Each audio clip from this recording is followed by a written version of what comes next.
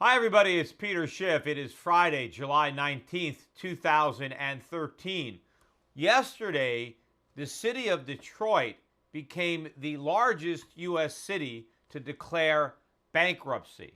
You know, it was ironic on the very day that this former industrial powerhouse of a city that was built by capitalism and destroyed by government, not just on the federal level, but on the local level, the same day that former industrial giant was declaring bankruptcy, the Dow Jones Industrial Average somehow managed to make a new all-time record high.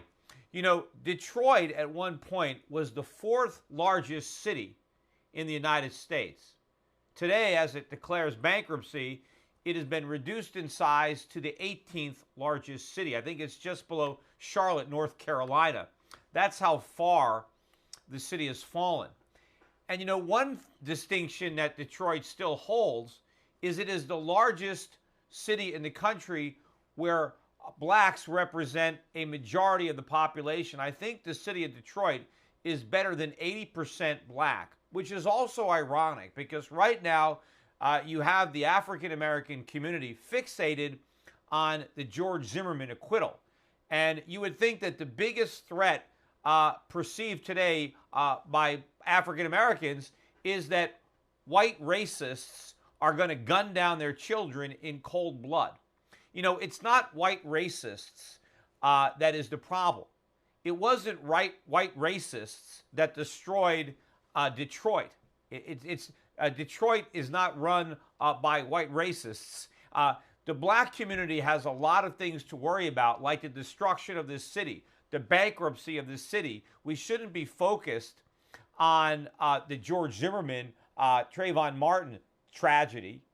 We should be focused on the far greater tragedy that has far more impact on the lives of black Americans, what's going on right now in the city of Detroit and in our cities in general. I mean, Detroit is a microcosm of what's going on in a lot of other American cities. I think it's the first of many dominoes that's going to fall. And in many cases, it's a microcosm of the United States. You know, just like when the real estate market imploded, first we had the dot-coms, then we had, first we had the subprime, and then we had, prime real estate. The dominoes fall, but the weakest links in the chain break first. And I think that Detroit is a very weak link in what is a very long and also quite weak chain. You know, the main difference between the United States and the city of Detroit is that the United States has the Fed's printing press to bail it out. Right? If Ben Bernanke wasn't there with the printing press, the United States government would be declaring bankruptcy right now, not just the city of Detroit. And in fact, when the world perceives just how risky U.S. debt actually is, I know you got Moody's coming out the other day and upgrading our credit watch from negative to stable. But despite what Moody is saying, in fact, Moody's basically called the Detroit bankruptcy a credit negative event.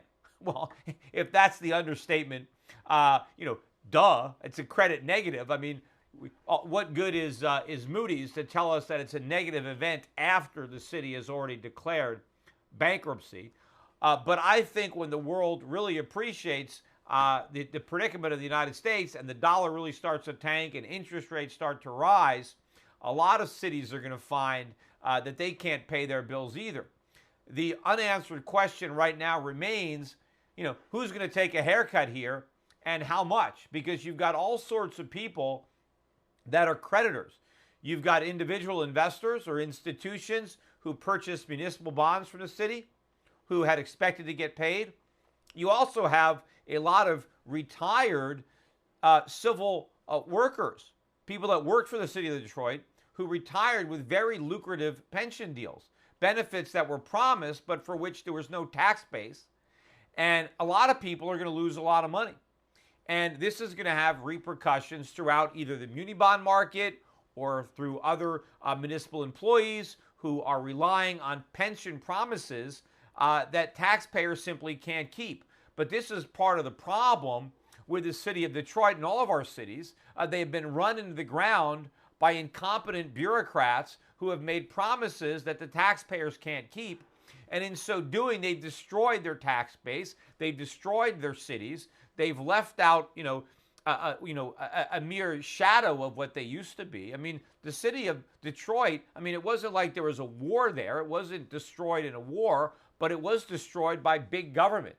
It was built by free market capitalism, the automobile industry, but the government, through regulation and cooperation with the labor unions, basically destroyed that city. And finally, we're acknowledging that with this official bankruptcy. Now, there are a lot of people that are saying this is going to be a new beginning for Detroit, that it's going to be a clean slate. No, it's not. First, they have to clean house. They got to get rid of all those big government bureaucrats that have helped drive the city into the ground. None of that is changing thus far. It's the same people. Just clearing out the old debt isn't going to make room for all sorts of new debt. The city is not going to be restored until we can restore free markets, until we can get rid of a lot of these bureaucrats. And unfortunately, they're too preoccupied protesting the acquittal of George Zimmerman to focus on what's really going on in a major black community. And unfortunately, I don't think that this is a new beginning, but just the beginning of the end. Maybe not just of Detroit, but other cities and maybe the United States in general.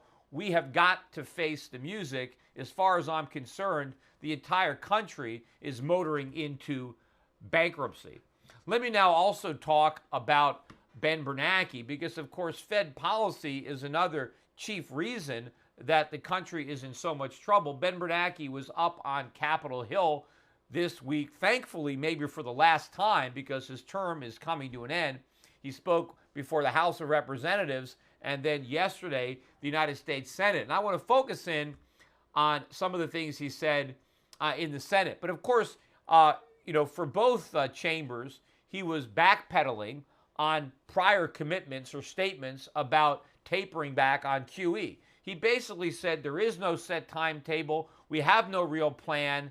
It all depends on the economy. If the economy is not as strong as we think it's going to be, then we're not going to reduce QE. We might even increase QE, which of course is what they're going to do, because the economy is a lot weaker than Ben Bernanke thinks, unless he's just lying to us, and he knows how weak it's going to be. But the one thing I know for sure is he's not going to taper. He has no intention of doing that. He's just talking, right? He's like your overweight friend who is constantly talking about going on a diet next month. Well, if they really wanted to lose weight, they'd go on a diet right now. But the problem is they don't have the stomach for an actual diet. They don't want to give up any of the junk food. They don't want to hit the gym, but they want to talk about losing weight so they sound like they actually care about it.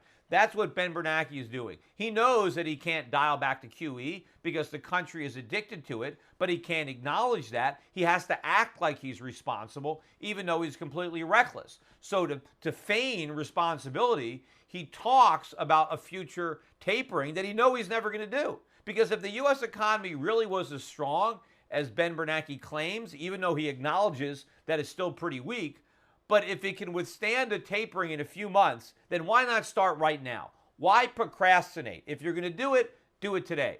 The reason is he's never going to do it. It's always going to be about tomorrow. You can always start your diet in the future, because that means you never actually have to diet.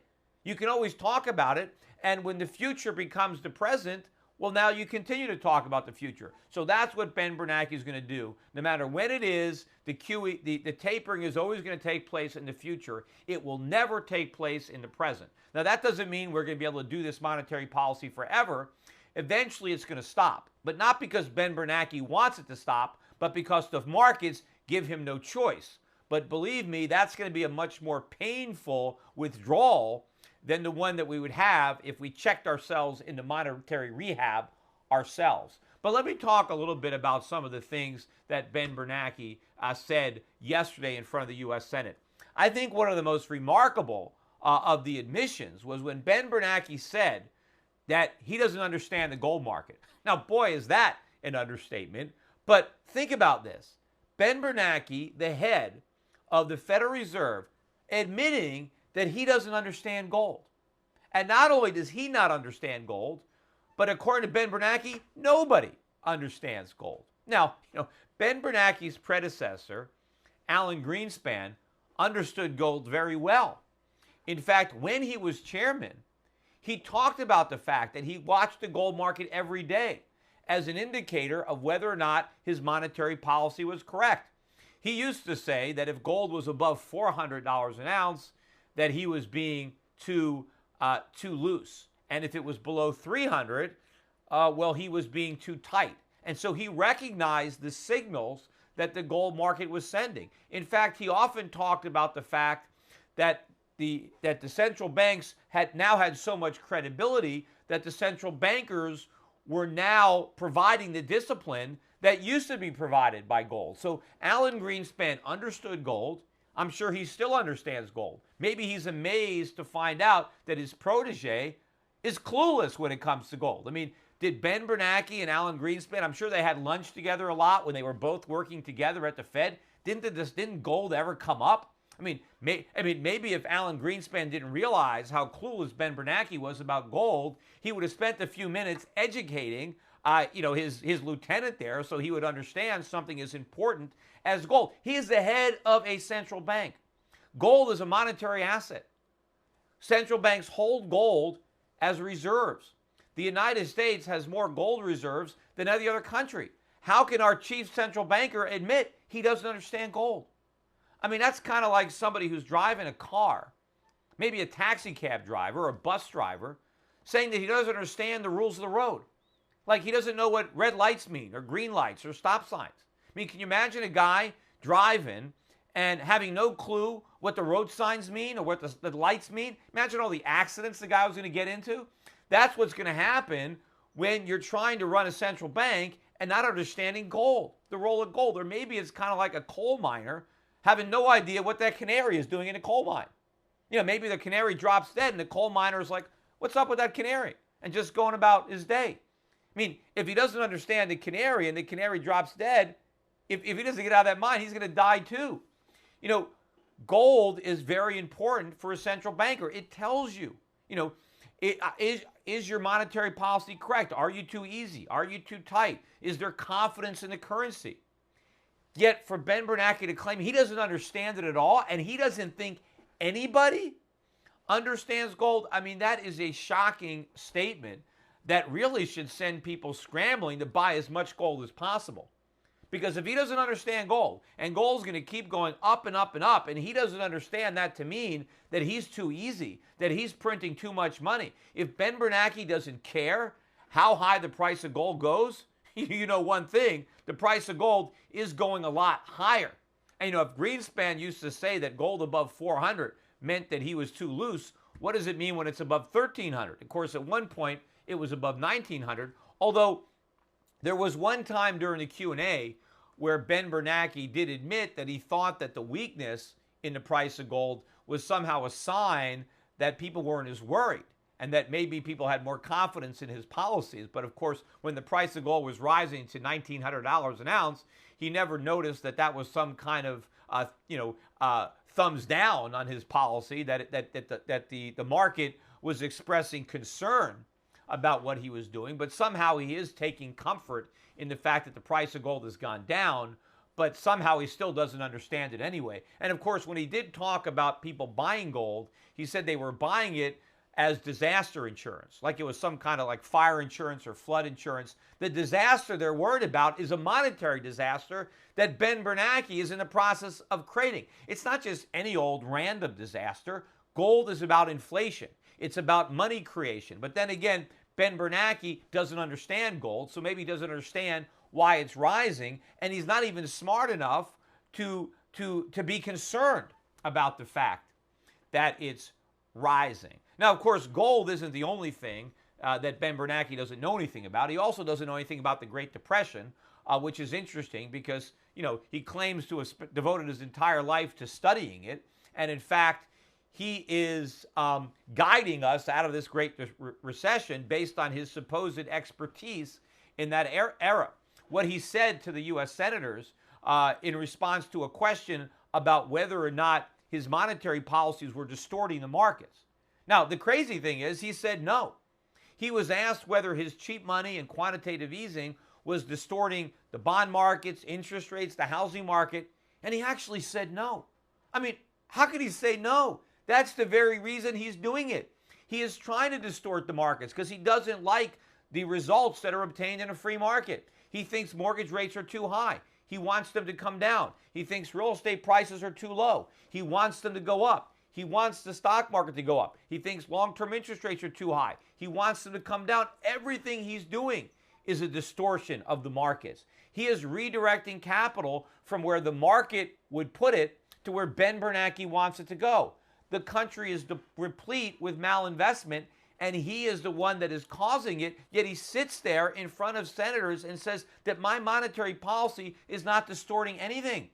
But meanwhile, he claims credit for his monetary policy causing real estate prices to rise or stock prices to rise. So he's distorting the markets without even knowing it, but when he's asked point blank if he's doing it, he denies it. I mean, how dumb does he think we are? I mean, he just tells one lie after another because he knows that it sounds a lot better than the truth, even if the lies are so incredible. But I guess the senators, maybe they don't know enough about anything to understand that he's lying, or if they know, they're too afraid to actually point it out. But he said there were no distortions, but then he went back to the Great Depression, right? Because he said, you know, there were people back in the 1930s who actually thought that recessions, depressions were good for the economy because they purged the market of imbalances. It was cleansing. And he said they were called the liquidationists, which is true. They were called the liquidationists. But then he implied that it was their fault. They're the reason we had a Great Depression. And we've learned that we don't do that anymore. Well, the problem is the liquidationists that he's referring to, we ignored what they said. That's the problem. Hoover got advice from the liquidationists, including his own Secretary of the Treasury. Maybe that's the last time the Secretary of the Treasury ever gave any good advice. But unfortunately, President Hoover ignored it, and he bragged about the fact that he didn't listen to the liquidationists. Neither did Franklin Roosevelt. The reason we had a Great Depression, and unfortunately Ben Bernanke studied this, but he didn't learn it, the reason we had a Great Depression was because we ignored the liquidationists, and we did a version of stimulus and bailout, and we created the Great Depression. Now, unfortunately, Ben Bernanke learned nothing from that experience or from reading about that time period, and we are repeating all the mistakes that caused the Depression. We're ignoring the cures that would have prevented it. The bigger problem is the mistakes that we're making are much bigger, on a much grander scale than the ones that were made by Hoover or Roosevelt. So I think, unfortunately, the Greater Depression that we are in the process of creating is going to be even worse than the one that Ben Bernanke studied and where he thought he learned something, but unfortunately he's proven, even with his statements in front of the U.S. Senate, that he didn't learn anything. Also, another amazing admission, although I think he's admitted this before, but he was asked about the CPI and whether or not the CPI was understating inflation, which, of course, it's understating it dramatically. But Ben Bernanke actually said not only is the CPI not understating inflation, but that is likely overstating inflation. In other words, that the low inflation rates that are being officially reported, these 1% to 2% rates, that according to Ben Bernanke, it's actually lower than that. And then he also brought up the supposed qualifications of the statisticians that work for the Department of Labor who are keeping track of the CPI, and he said they're highly skilled, highly trained and educated economists. I mean, did he just make that stuff up? I mean, why would you need to have a highly skilled and trained economist just to add up the numbers? Is he trying to create more confidence in the ability to compute the CPI by claiming that the people who are making the computations are such great economists? There's no economics involved in the process. It's just keeping track of the numbers. See, the real problem isn't the intelligence of the people who are computing the CPI. It's the methodology by which they have to calculate it. That is the problem. That's the flaw. The way they have to keep track of these numbers, it has been reverse engineered. They have put together a methodology that was deliberately designed to produce a number that's much lower than the actual rate of inflation. But Ben Bernanke won't acknowledge this because he wants to continue to create inflation. That's his entire economic strategy. That's all QE is, right? Is a euphemism for inflation. So they want to create inflation, but they don't want to admit that it's there. In fact, they want to argue that it's too low. The Fed is saying inflation is too low, that we're in the danger of falling into deflation. Oh my God, what a horror that would be if the cost of living went down instead of up. And Ben Bernanke is laying the foundation to save us from that. Because believe me, when he doesn't come out with tapering in the fall, when he ends up increasing the size of QE rather than diminishing it, I think he's going to blame it on the threat of deflation, the non-existent threat. Meanwhile, oil prices nearing a 2-year high today, exceeding $109 a barrel. And Ben Bernanke has the nerve to tell us that we don't have enough inflation, that he has to create more. One more, example of this type of chutzpah, or maybe just let's call it lying, because that's what I think it is the Obama administration and a press conference they just had with Carney, was the White House press spokesman, was asked point blank by one of the reporters, aren't you concerned? What do you think about the fact that the Affordable Care Act is responsible for so many people losing full-time jobs and getting part-time jobs? Particularly, he was asked about restaurants. Employment at restaurants in the United States, bars and restaurants, is now at an all-time record high. Not because we have all these new bars and restaurants opening up in this vibrant economy. It's because so many owners of bars and restaurants can't afford Obamacare, and so what they're doing is they're getting rid of full-time workers and replacing them with part-time workers. And so since each worker is working fewer hours, they need to employ more people. So that's why you have all this growth. You have record high part-time jobs as you have a big decline in full-time jobs. Now, this isn't a coincidence. This is the result of Obamacare. But White House press secretary said point blank to this reporter that there is no evidence whatsoever that the Affordable Care Act is having any influence on employment. There's no evidence at all that any full-time jobs have been lost, or that anybody is going out of their way to hire part-time people and avoid full-time people out of a desire to limit their exposure to the Affordable Care Act. I mean, what is he kidding? I mean, why didn't every reporter in that room just walk out in disgust? I mean, is it a press conference or is it just a propaganda meeting? I mean, what is the White House press secretary? Is his job to lie to the American public to make the president look good, or to actually communicate the truth? Because obviously every reporter in that room should have known that that is a bold-faced lie. How can you say that there's no evidence? I mean, no evidence? That's all there is evidence. I mean, you've actually got the restaurant industry, spokesmen for the industry, coming out and saying, this is why we're laying people off. This is why we have all these part-time workers. Companies are saying this. I mean, does he think it's just a mass coincidence that this is happening? Most employers would prefer full-time workers, but they can't afford it anymore because of the Affordable Care Act.